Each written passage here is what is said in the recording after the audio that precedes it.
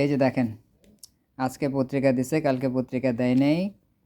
আমি প্রথম আলো রাখি অন্য কারণে, এরা যে ইন্ডিয়ান হেজেমনিরে লালন করে বা ইন্ডিয়ান হেজেমনি ফলো করে, এটা তো জ্বলন্ত প্রমাণ। আপনি দেখেন, এর বড় করে দিছে প্রথম আলো রেল স্টার আক্রান্ত। দেখেন, হাদির মরদেহ দেশে আজ, জানাজা শেষে দাফন।